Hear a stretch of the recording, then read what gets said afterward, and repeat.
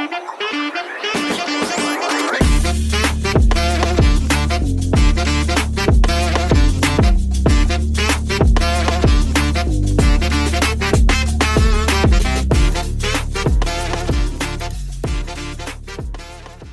going on, everybody? Welcome to the Alex Cuesta Show. How's everybody doing out there on this Wednesday, January 17th of 2024 for episode 107?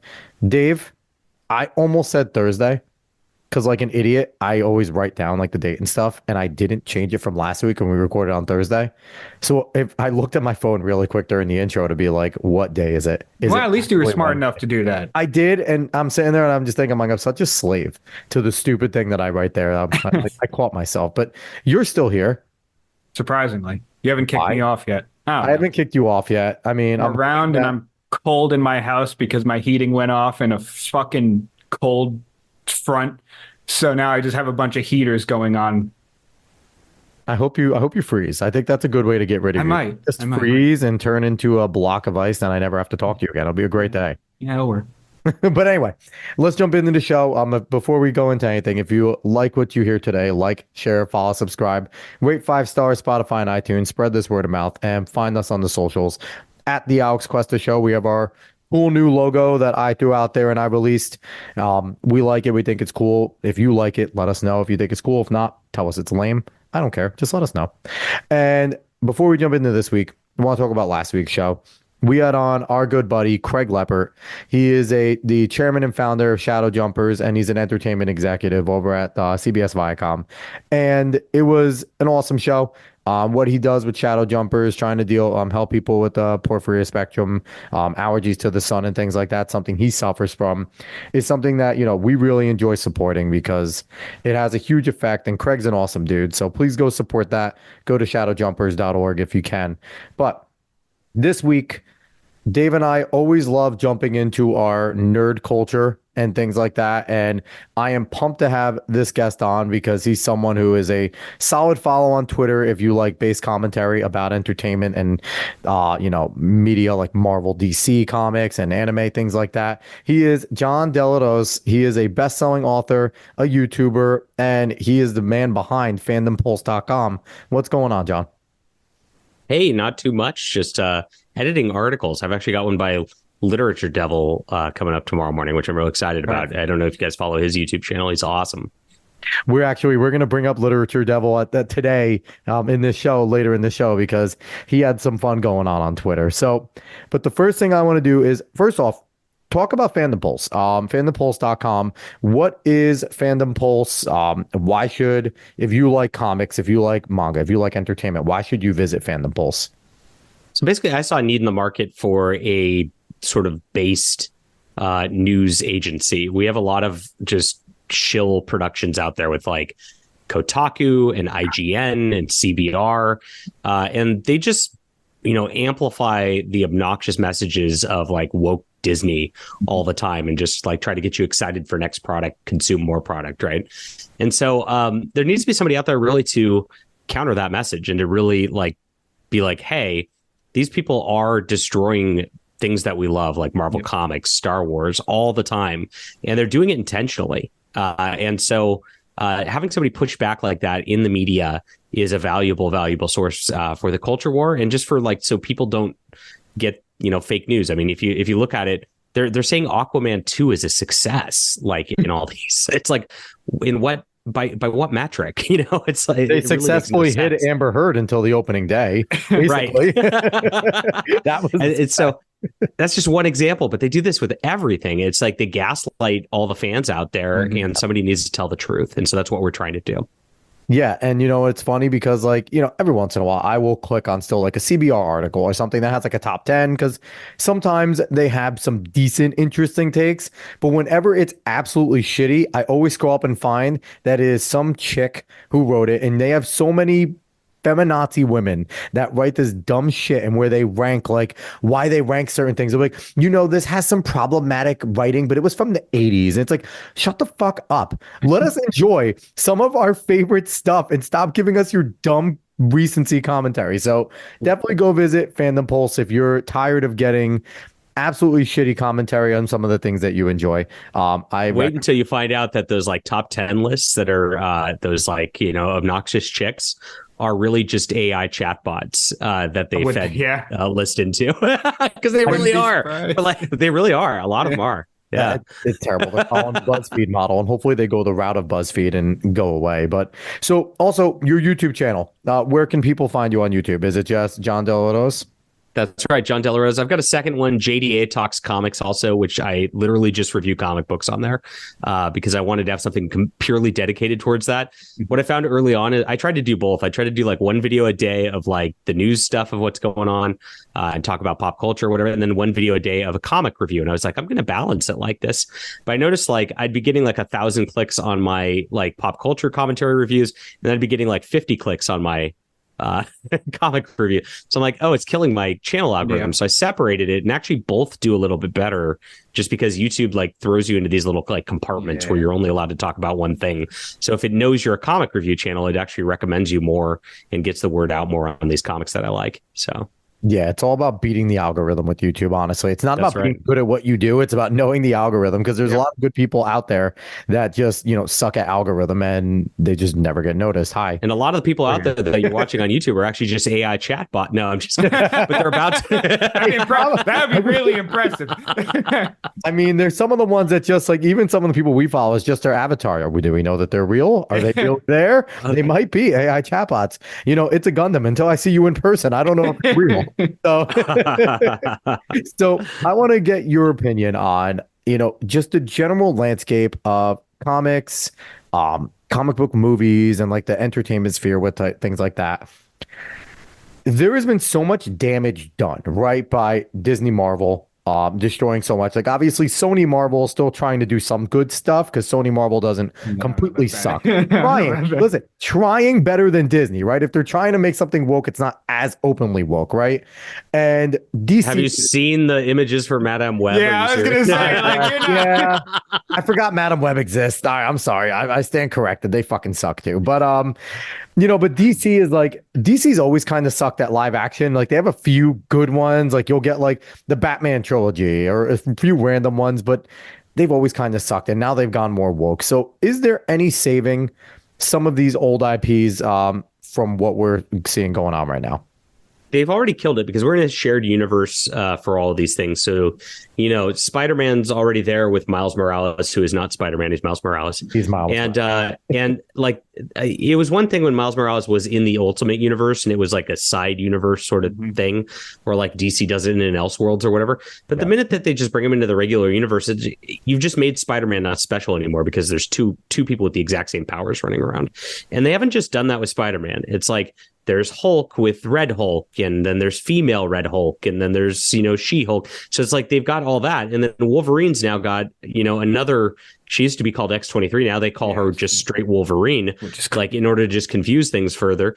Every character just has these like diversity checkbox, like allegory, not allegories. What's the word I'm looking for? Not anagram either. Like replicants. Replicants is a good word. Yeah. It's not exactly, you know what I'm talking about. Yeah, but it starts with an A. I know that. But it's made all the characters not special anymore, and it's made everything muddied in the water, and they're all there, and now they're all gay too, and it's like you really can't come back from that. It's some like, of them are in wheelchairs, right? Or they're getting out of wheelchairs.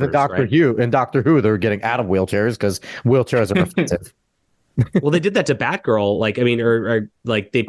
Joker put her in a wheelchair.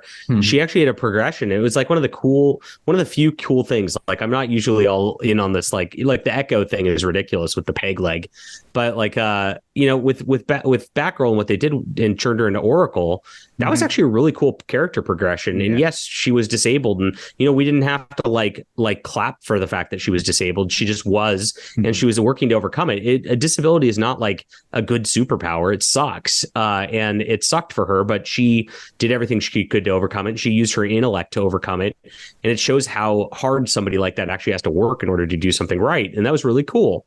And it made the character awesome. Well, what did they do? They just erased it one day. And just reset the continuity. Now she's not in a wheelchair anymore. So it's like, and they didn't explain it. And it's like, well, that's kind of like just like a sad thing. So once you kind of like see that kind of pattern where they just do whatever the heck they want and they make everything, this week it's somebody with a peg leg. Next week it's it's going to be a transgender person. Next week Batgirl's going to identify as a fish or something. It's like, who knows? And it just like makes it so it's like as an audience member, you just feel so insulted because they just don't value you. The editors are obviously not keeping a direction with continuity or caring about the characters' past or histories anymore. It's just really sad to watch. Yeah, and I find that it's like all these things that they're doing, it's not like they're really, innovative, right? Having gay characters, having, some characters die off and become like other things. But if you do it well within a story, right, you can make it done. It can be interesting. But the issue I feel now is, like you said, they're just identifying as things or resetting this world or just doing whatever the hell they want. And there's no fluidity. There's nothing there to make it enjoyable. There's no good story that's bridging up to it. And I feel like that's no. Go ahead. DC Comics actually warned that they were going to do this. They called it like the 5G initiative.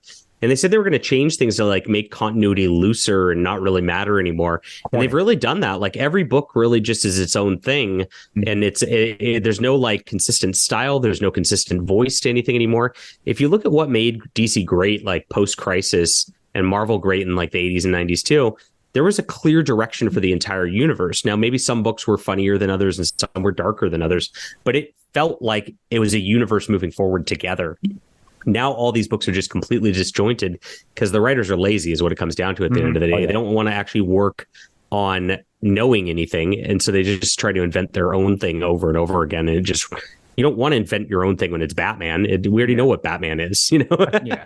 And I was going to say, I think that's one of the biggest things too, is like, fans will always be angry and stop liking things if they feel like the person that's actually writing and editing, the people that are actually writing and editing the thing, love it less than they do. Like if they're not showing the reverence that the fans usually have, then it'll be like, well, why exactly are you there and why are you ruining the thing that I like more than you now at this point? Because if you're doing the job of continuing that character story, you should like it about as much as I do, probably more, because you're the one that's in the weeds there, in the trenches. And that's right. And I think another issue that is going on, and like you said, now they're all kind of like one shots, right? Where before you would get a different creator, a different illustrator and everything, but they would at least continue the gained powers from the other people, unless it was something like that they were doing like far reaching, right? Like that was just completely out of the realm. It was just a one shot. It was an obvious one shot, right? Where before you had, like you said, some continuity, like as Superman was gaining more powers, it's not like one day someone was decided like, well, he can't fly anymore. He's back to jumping over buildings. It's like, no, at one point Superman could fly. Now he can fly. So like you said, they're all one shots now. And I know this has been a thing that a lot of people that talk about comic books have said, but manga and anime are kicking comic books ass right now because it's so much easier to follow a manga. It is one creator, one story split into arcs, essentially. That is the format of it all. And it's kind of like, okay, I know what I'm getting when I'm reading One Piece. One Piece is long as hell, but it's about Luffy, it's about the Straw Hat Pirates, and I know that's what I'm going to get. And it's going to be from Ichiro Oda. That's it. And I think, like you said, people are getting tired of these one-shot type of deals, or I go to read a comic about Harley Quinn and all of a sudden she's doesn't want to bang the Joker anymore. She's friggin' scissoring Poison Ivy. Like this is not like that's like freak fandom that someone decided to do on their own, like a fanfic, and it's nothing that we asked for. And I don't know. I think it's ridiculous. And you got to remember, Harley Quinn is a kid's character from the animated cartoon, which is like a cartoon for kids. Yep. It's creepy, like when you get into that, but that's another story. But yeah, you've got something with like the American comic book industry. And this is really just Marvel and DC. If you get into like other creator-owned stuff that's like indie stuff, like if you read my stuff, for instance, you're going to get a storyline within a book, and then the different books going to just have a different storyline. You're not going to have to worry about it so much. But Marvel and DC have set up the whole system that like it's an interconnected world with all these stories interconnected for all these books, and they did that intentionally to try to when they were making basically the direct market for these bookstores, to flood the market with these books to try to force you to only buy their books to crowd out the competition. is what it came down to. And in the 90s was the big excess of this. You'd get like Maximum Carnage, and there'd be like 14 parts to it, and you'd have to try to find them over 3 months, over 5 different books, and it's like, geez.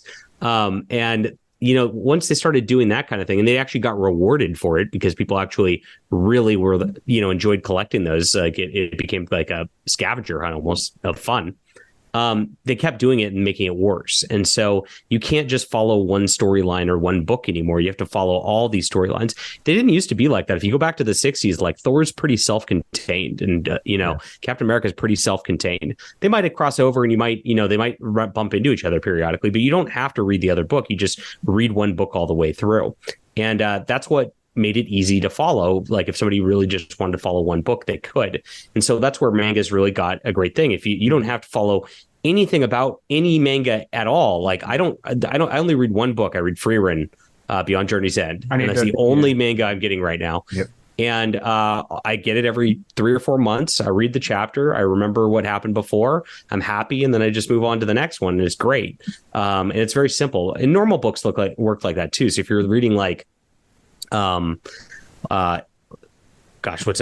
a good science fiction series? I'll just go with Dune. You just read Dune, then you read the sequel to Dune, then and there's some side stories later, after the main story is kind of done, but that's it. You're just reading Dune. It's not like you have to read like all of Frank Herbert's everything and then like all of this guy at the same publishing company's stuff, like in order to get it. And there's not some epic crossover between like Dune and Star Wars. Like, thank God they haven't done that yet. Oh man. But that'd be weird. Don't give him ideas. Stop giving him ideas. I'm sorry.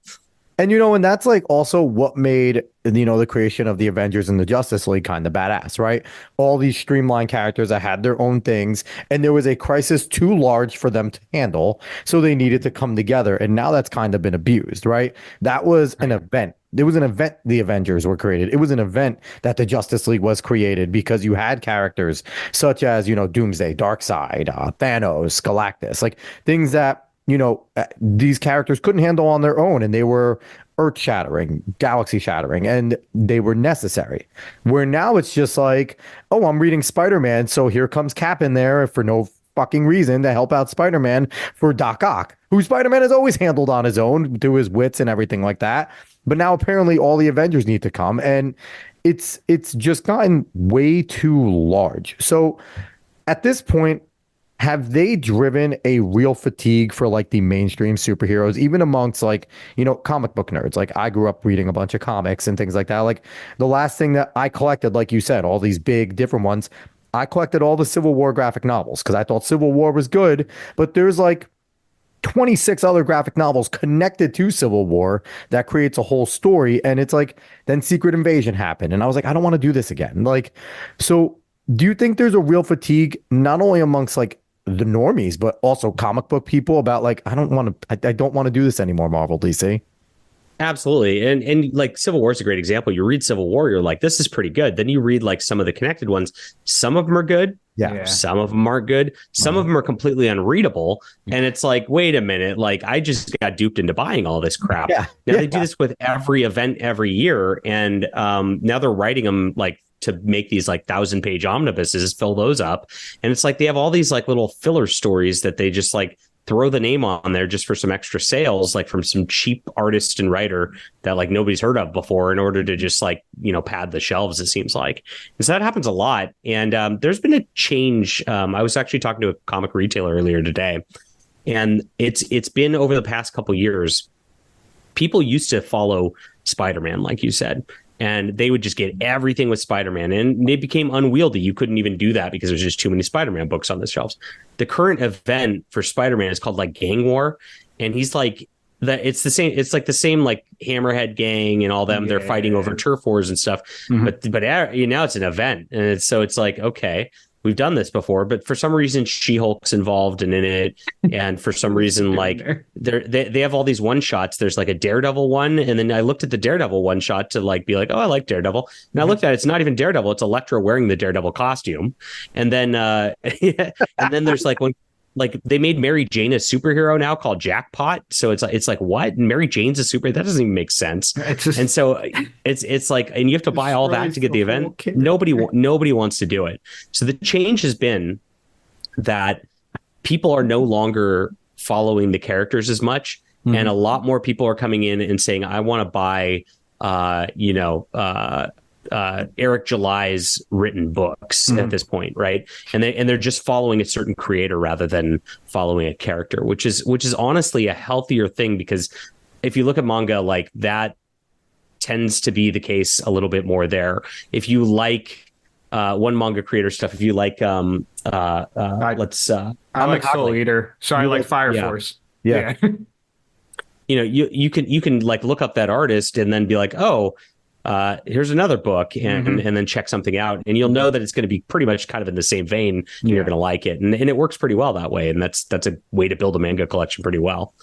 And when it used to be that way, right? With Stan Lee, with Kirby, with Frank Miller, and it used to be very similar. It'd be like, okay, I know that I like their style, I like their creations, I like their comics, so I'm kind of going to read anything that they're involved with. But it did become a point where, not generally with those guys, but even with some of the more modern comic book artists, that they would just kind of do a little bit of work, or maybe a little bit, slap their name on it, and all of a sudden you're reading something that they're marginally involved with, but their names are on it. So it does become kind of tedious. Now, you kind of talked about how things are turning, so I want to do a little shift over to a turning tide of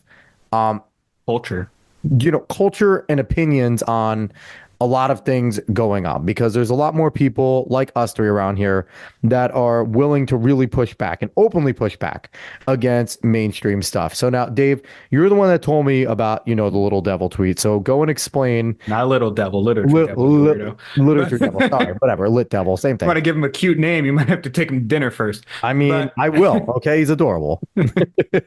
Yeah, I don't know if you saw the shenanigans that happened on Twitter, John, but Literature Devil put out a tweet basically pointing out the obvious, that Rorschach is the hero of Watchmen.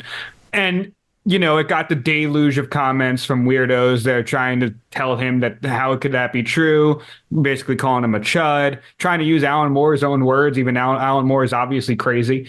So why would you ever use his own words?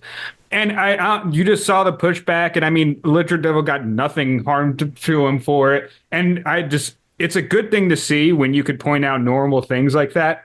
And even though you get attacked for it, it doesn't matter, because one, you have people backing you up, and two, you can just make fun of them and nothing really happens to you for it. So I don't know if you saw that. And I don't know. He actually got a ton of engagement and gained a ton of followers off. Exactly. That's really what happened. Yeah. But yeah, I saw that, and I asked him to write up his thoughts as to why Rorschach is a hero. And he wrote me a 1,500 word essay on that, which is going to be on fandompulse.com tomorrow morning.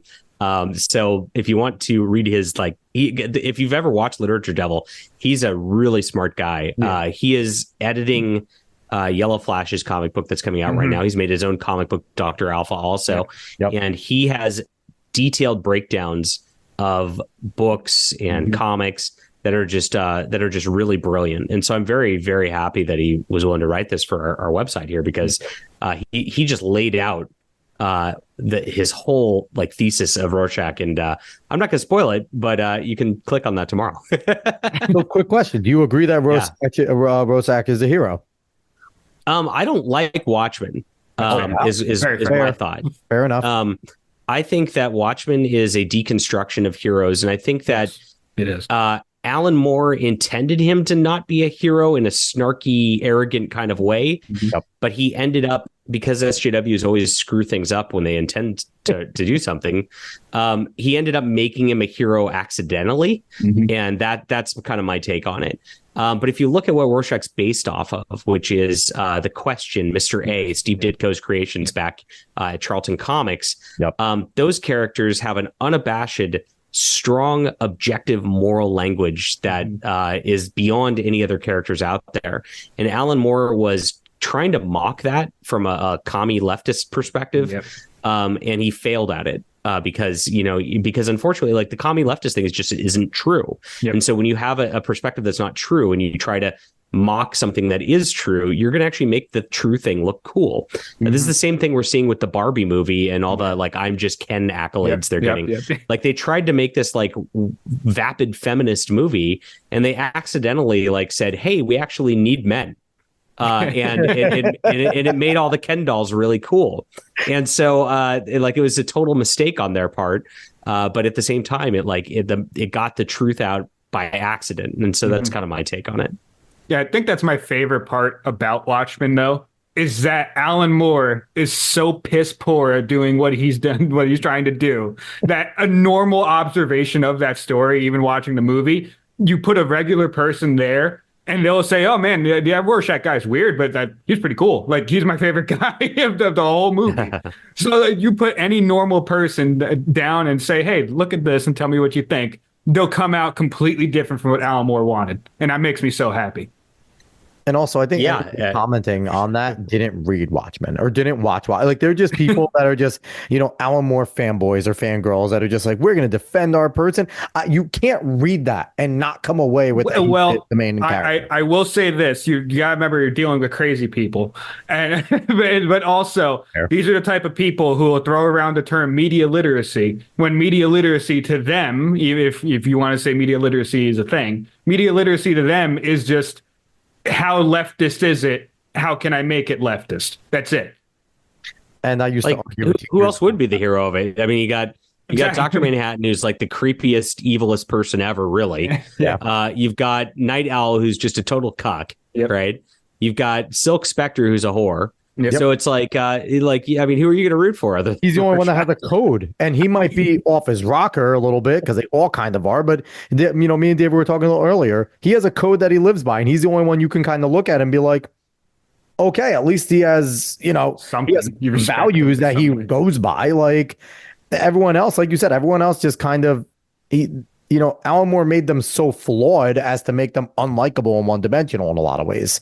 So I don't know. Those people are nuts and they're to be ignored, but I'm happy that Literature Devil gained more popularity. Yeah, and the best part is that they're being ignored in every single avenue, because I want to also touch on the Gina Carano thing that happened recently, where a bunch of people really didn't want, I think it was an expo in Canada, I can't remember where it was, but she's going to a convention. A bunch of people are upset about it, of course, because Gina Carano doing anything upsets people. And even a Canadian news channel decided to run a piece about the people that are upset about it. So the convention then doubled down and gave her another event. And that makes me the happiest I could be, because we're doing the things that should have happened in the first place when people try to complain and get into these hobbies to change them and not actually enjoy them, and just ignoring them and saying, no, just go away. It's wild. Yeah. It's really wild. But that's the case. I mean, if you're looking at, even Echo's like showrunner just made some comments too, saying like, this show's not for everyone.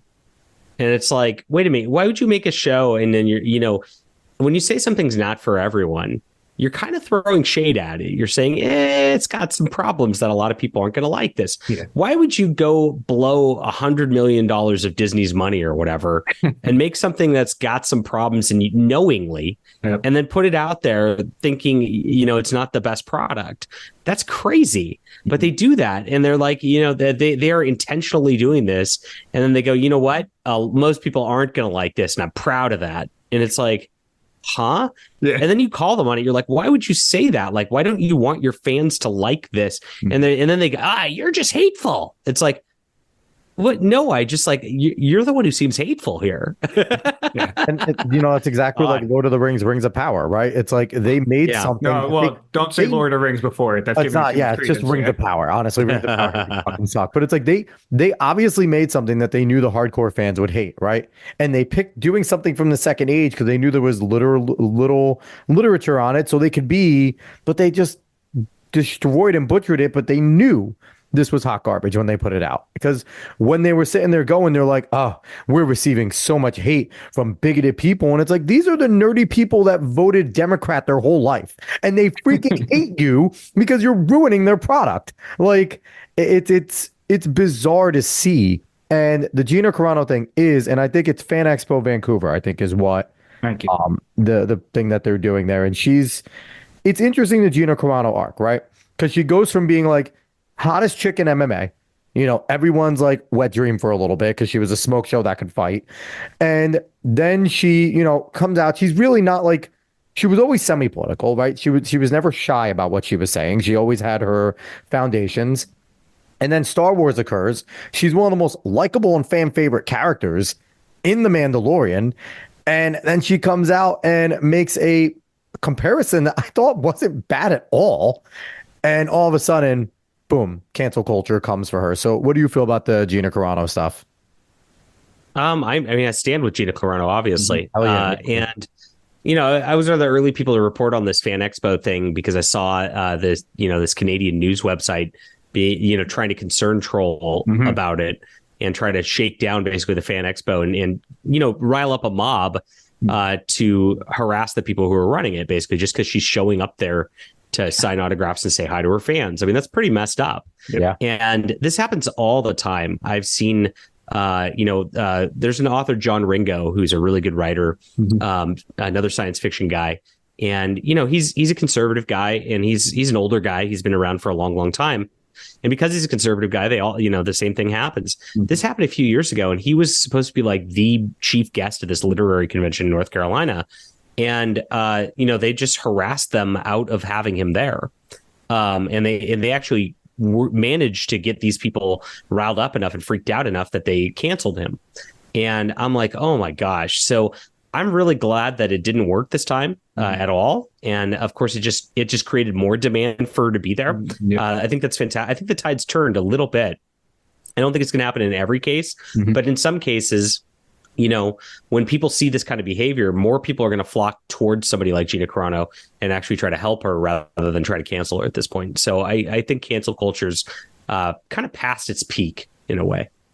I think so too. And I think, it just becomes to a point of, is this going to become a dangerous situation, right? Because we've seen this with a lot of the guys in the Daily Wire. Daily Wire guys will go to college campuses all the time.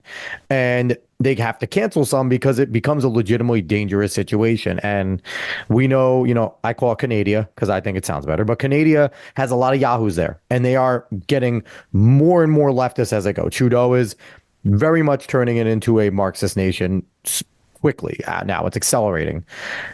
I really feel like there is a good chance, and I hope this isn't a thing, but there's a good chance that there might be some legitimate violent threats because of this, because these extremists on the left, they only know so many ways. It goes first, they'll shout at you, they'll yell at you, but they are not afraid to use violence. Look at everything that happened to Viola Gaines. The poor woman was locked in a freaking a room for how long when leftists were banging on the door trying to get to her. And God knows what they would have done to her if they got her. So I'm just hoping, this is all great that she's getting the support. But when it gets to the point when we know it's going to get to the point, there's going to be credible violent threats, out there before. And what is the expo going to do? Because that's a tough situation. As much as I want the expo to sit there and say, no, fuck this, she's coming. You got to think of her safety. You got to think of everyone else's safety there. And it really puts people in an awful situation, which is what the leftists do all the time. Yes. What I'll have to say about this is like, I've had threats like that made against me. I have a guy in Australia. I actually got the police calling me the other day to warn me. He's like, yeah, we get a call from Interpol. Apparently some guy in Australia is threatening to come to California and shoot you. I'm like, oh, okay. And I'm like, what was this? He's like, oh, he was rambling on YouTube. I'm like, oh, okay. And I thought about it and I'm like, I could freak out about it or whatnot, but like, is the guy from Australia really going to come to California and shoot me? Probably not. And so a lot of these people talk big online is what it comes down to.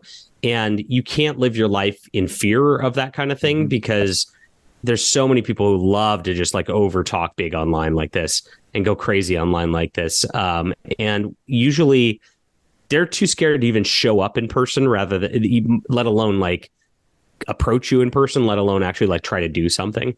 So unless like, if somebody rolls it, I mean, I would assume there's security like, and, Hopefully. that kind of thing at the convention. So it's like, I mean, you just kind of got to let them do their job at that point and just, hope that these people are the cowards that they appear to be online.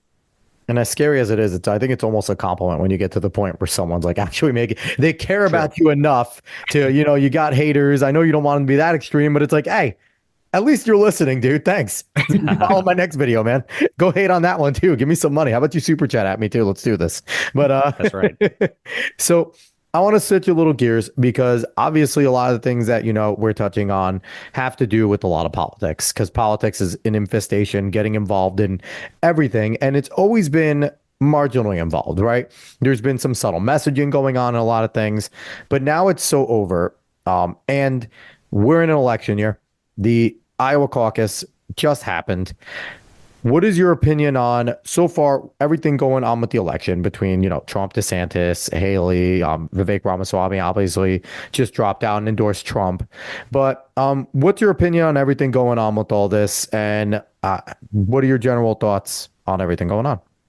I mean, Trump is 100% the nominee. And that's going to happen. And so, of course, they're going to try to mess with them in the courts. They're going to try to mess with them all the way around. I wouldn't put them past them, intentionally giving them some disease or something to try to get rid of them. There's disease that's coming out, apparently. Yeah. There's these very scary people around doing this stuff at this point. I think that's a risk. But beyond that, he's the nominee. And he's also got a lot of angry people because, let's be honest, 2020 was not legitimate. They messed around a lot there, and there's way too much evidence of that. Mm-hmm. And so you've got a lot of angry people on that front, and you've got a lot of people really watching closely, and they've changed some of the rules now, so they can't really do that again. Yep. So he's going to win unless like something weird happens and creepy happens. And I hope that doesn't happen. But I also don't trust any of these people in power at this point not to do something because I just don't see them. In 2016, they were caught off guard because they thought there was no way. Yep. Right. And now that they actually know that it can happen, they're going to pull some hijinks. They really are. The rest of it doesn't matter. I mean, Nikki Haley can talk all she wants, and Ron DeSantis can blather all he wants, and Vivek can endorse all he wants, and all of them are irrelevant. Let's be honest. So, yeah. Are the New Hampshire numbers real with Nikki Haley now polling 40% to 40%? I mean, New Hampshire, what is that? Next week, the New Hampshire primary occurs or something like that.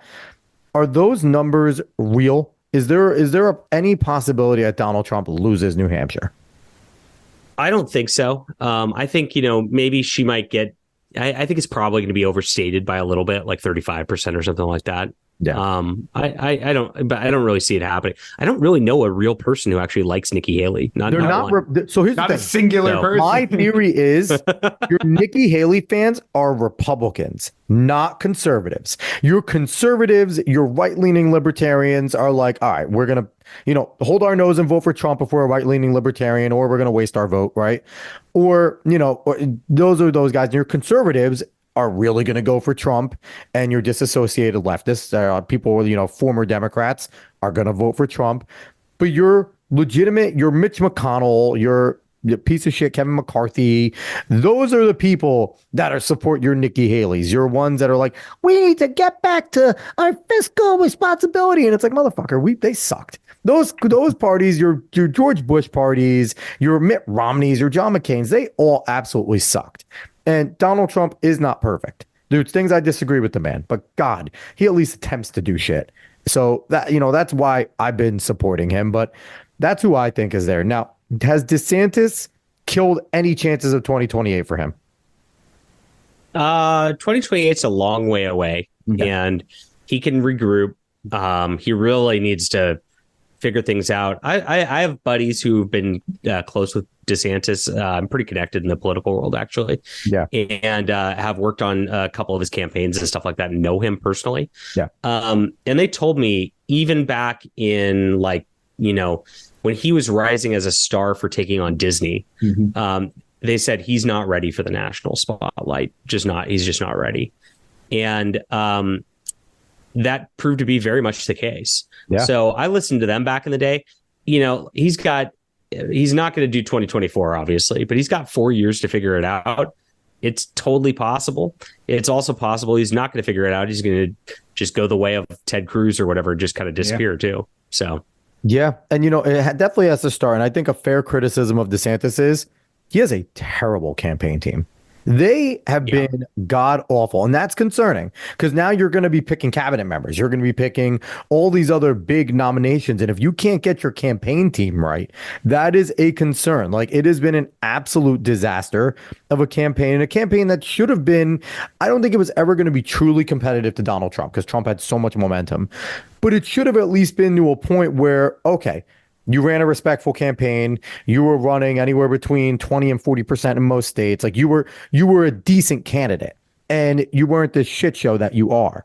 And now it's just like, when you hear Ron do debates and talk, he's still Ron DeSantis. You still agree with a lot of the things he says because he still has very much of the same ideas Donald Trump had. And that's what we liked about DeSantis. He was a much more polished political version of Trump. That's what I think everyone enjoyed about him. And now you have his surrogates on Twitter that are just awful. Like, Christina Pushaw needs to be out of politics. I don't know if you know her. I don't know if you're friends with her, but she has been such a disservice to DeSantis because she just seems childish. Where before, when she was just, being, bringing his message out more as the governor, right? When he got a win, she highlighted it. She amplified it. Now she's extremely petty, and she's sitting there trying to argue with the Laura Loomers of the world. And it's like, that's not what we wanted to see from a DeSantis campaign. You know what I mean? So we wanted to see that brash aggressiveness, but in a more controlled manner. And I think that's whoever on the campaign team, like him getting rid of Will Chamberlain, I think was a mistake because I think Will would have steered him in that direction. But I don't know. That's my biggest criticism of DeSantis. I still like the guy. I still think he'd be a pretty good candidate in the future. Yeah, I also think just like watching him in speeches, he's come across as a little too bitter against Trump too. Yeah, and it's just like, unfortunately, that is the landscape we're in right now. Mm-hmm. And Trump is the nominee. I'm sorry, Ron. I mean, I know you wanted to try, but like, you should have been trying for VP. Yep. And I think if he tried to maneuver himself to be VP and you had a Florida governor being strong with Trump, we would have had a very different primary season right now. 100%. That would have been awesome. Now, I asked about that way back in the day also to my friends. They said, no, his ego is way too big to where he'd not even try to be VP. And that's unfortunate. But, that's a kind of what could have been in my mind that obviously Vivek's like, really, trying to kiss up right now. He's brown nosing.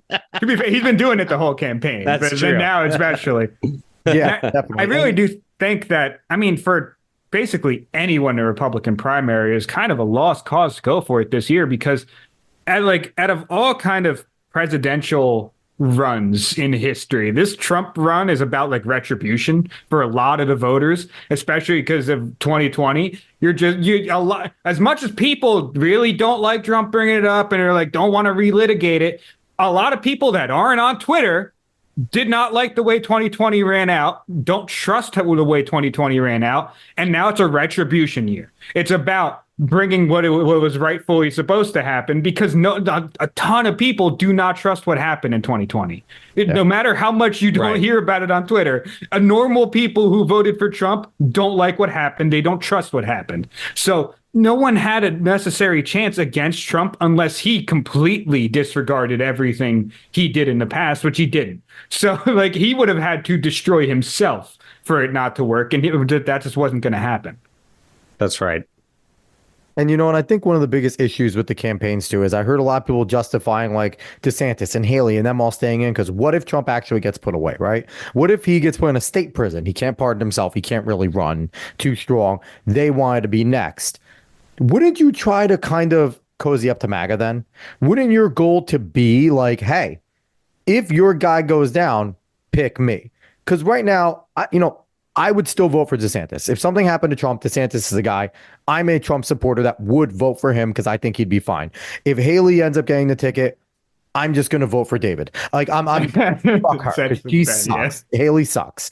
But, I think there's a lot of Trump supporters that still would hold their nose for DeSantis, depending on a lot of things. But there's a good chunk of them that they've completely alienated. And you're not going to win the general election without having all of MAGA behind you. It's just not going to happen.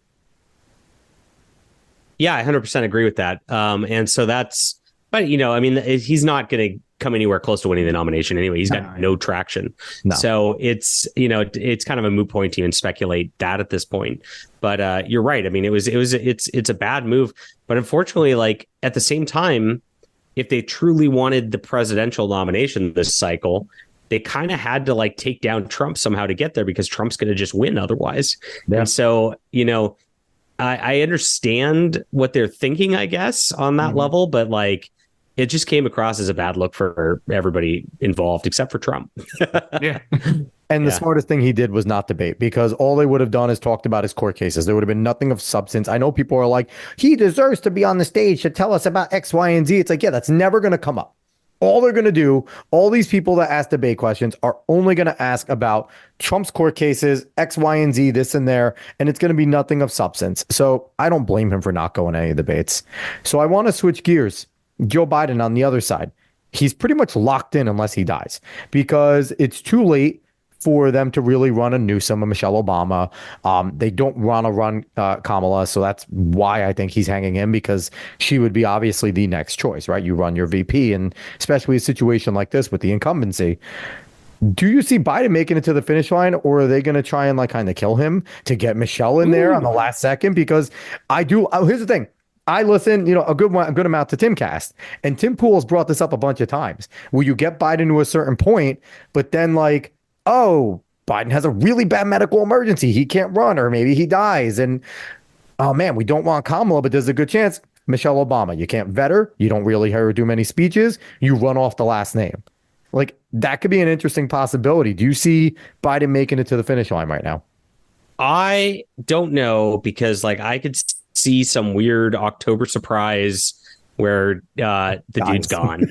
And then that would upend the media, the election. Everybody kind of flip out like for days. And that would pose a problem. I don't know what the result of that problem would be, but it would pose a problem. And it would be absolute chaos. That's one thing for sure. We get the Al Gore redemption arc if that happens in October. Al Gore comes back because he's younger than both of them, which is weird. The worst thing is, though, is that let's say if Biden does die, like, it's hard to even say, they kind of wanted that to happen, or maybe they did it, because he's so damn old and he's so out of it that he could just croak at any minute. It's not a surprise if he dies this year. It wasn't a surprise if he died in 2020. Like, it's not a surprise at all. True. It's a interesting situation, and I think it's only going to get more interesting as, and I'm excited for the media reaction as Trump beats every single one of these trials. I think the way it's looking, they are all shaping up where we saw someone was like, oh, that's going to be problematic. And now as more things leak out, it's like they don't have much of anything on any of these. They just kind of threw a bunch of shit towards the wall and hope it all stuck. And we're seeing the things with, Jack Smith, they're going to shit. Anything with, what was that one woman that hired a dude, her spouse or her sex guy to like, he's paying him a bunch. Like when you deal with these corrupt leftists who know nothing but cheating and then like using, things to get ahead, it all comes out. So I'm excited to see what goes on. So John, is your prediction we're seeing a Trump revenge tour? Is he going to be the president after 2024? Yeah, unless there's some weird hijink pulled. Yeah, I don't see any other result. Personally. I like it. I like it. So, John, thanks for coming on, man. This was lots of fun. Yeah, thank you. It was great. So once again, he's Jon Del Arroz. He is a best-selling author.